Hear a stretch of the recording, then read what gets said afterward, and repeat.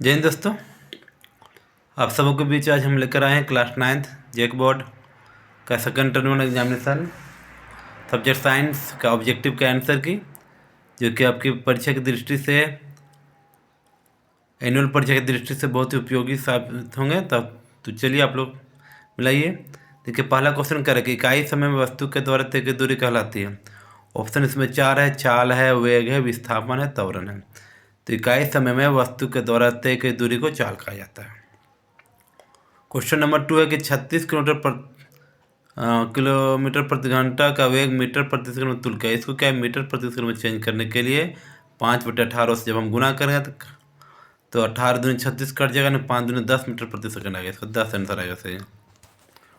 ठीक है, अब नेक्स्ट क्वेश्चन इसका है।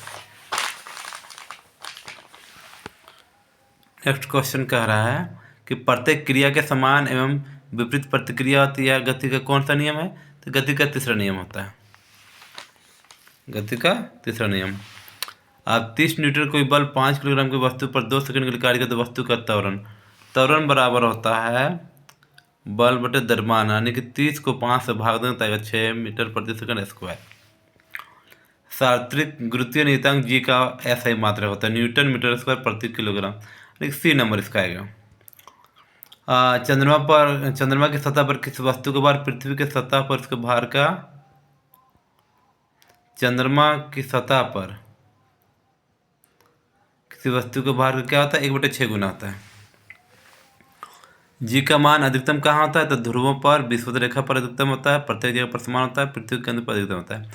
तो ध्रुवों पर अधिकतम होता है। करा दे, दो वस्तुओं के बीच की दूरी को आधा कर दिया जाए, जिसका गुरुत्वाकर्षण बल क्या हो जाए? आधा होगा तो उसका हो जाएगा 1/4। एक वस्तु का द्रव्यमान यानी कि m 10 किलोग्राम है, तो पृथ्वी पर भार क्या होगा? पृथ्वी पर इसका भार होगा W बराबर m गुना जी। तो m का मान 10 है, g का मान 9.8 होता है। जब इसको गुना करेंगे तो 98 न्यूटन आएगा। अब प्रति एकांक क्षेत्रफल पर लगने वाले बल को क्या कहा जाता है? तो दाब कहा जाता है। दाब का मात्रक पास्कल होता है।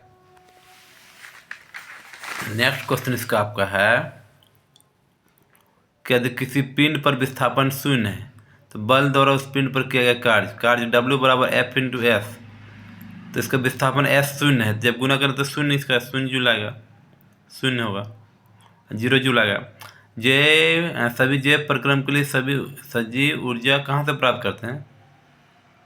तो भोजन से प्राप्त करते हैं। निम्न से किसमें स्थिति ऊर्जा नहीं है? खिंचा हुआ रबर बैंड स्थिति ऊर्जा है। बांधों के पीछे जमा पानी इसमें भी है। दौड़ता हुआ खिलाड़ी इसमें स्थिति ऊर्जा नहीं है, मतलब गतिज ऊर्जा है। अब नेक्स्ट क्वेश्चन कह रहा है इसमें, किसी वस्तु का वेग आधा कर दिया जाता है, इसकी गतिज ऊर्जा कितनी हो जाएगी? तो 1/4। ठीक है, 1 किलोवाट घंटा किसके बराबर होता है? 3.6 × 10⁶ जूल के बराबर होता है। नेक्स्ट है ठोस से गैस में परिवर्तन क्या कहलाता है? संघनन, जमना, वाष्पन, उत्पादन कहलाता है। निम्नांकित में से कौन रासायनिक परिवर्तन का उदाहरण है? तो बर्फ का जल में बदलना ये भौतिक परिवर्तन है। भोजन का पाचन ये हमारा रासायनिक परिवर्तन है। नेक्स्ट है हमारा 18 नंबर, निम्न में से कौन टिंडल प्रभाव को दर्शाता है? ये आपका दूध हैगा।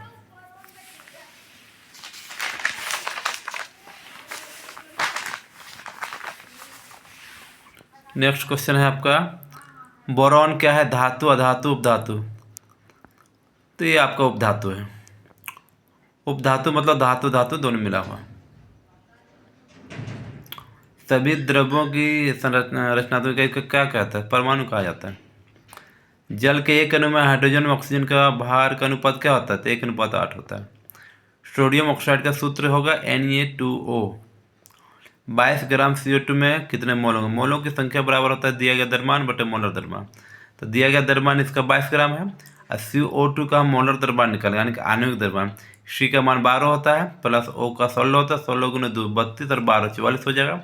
तो 22 को 44 से भाग करें तो 0.5 आएगा। अब 0.5 मोल H2O का अणु का द्रव्यमान क्या होगा? देखिए, अणु का द्रव्यमान बराबर होता है मोलों की संख्या गुना द्रव्यमान संख्या। तो मोलों की संख्या इसका 0.5 है, मतलब आधा है।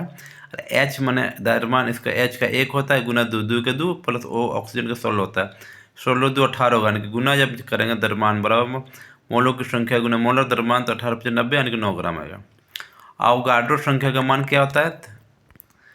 ये होता है 6.022 गुना 10⁻23। ठीक है। कैथोड से निकलने वाले ऋण आवेशित कणों को क्या होता है? ऋण आवेश किसमें पाया जाता है? तो इलेक्ट्रॉन में पाया जाता है। प्रोटॉन का आविष्कार किसने किया? Ernest Rutherford.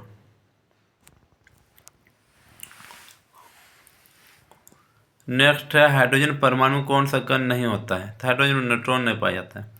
सोडियम का संकेत है तो ये आपका एन ही आएगा।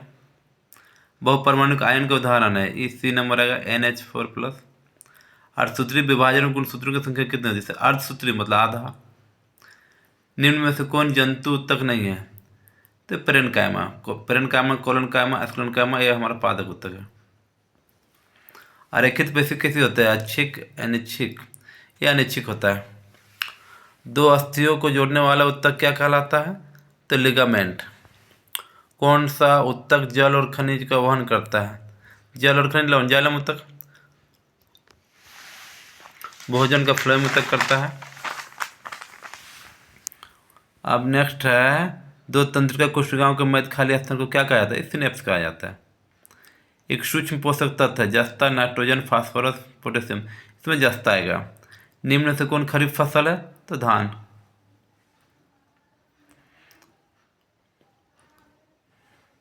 और कार्बोहाइड्रेट प्रधान फसल मतलब कार्बोहाइड्रेट सबसे अधिक किसमें पाया जाता है? मूंगफली में भी पाया जाता है, गेहूं में भी पाया जाता है, सरसों, चना, ये सबसे अधिक गेहूं आएगा। लाल सिंघी नाम क्या है? गाय का प्रजाति है, भैंस का प्रजाति है, मुर्गी का प्रजाति है, ये गाय का प्रजाति है। इस वीडियो में इतना ही, धन्यवाद।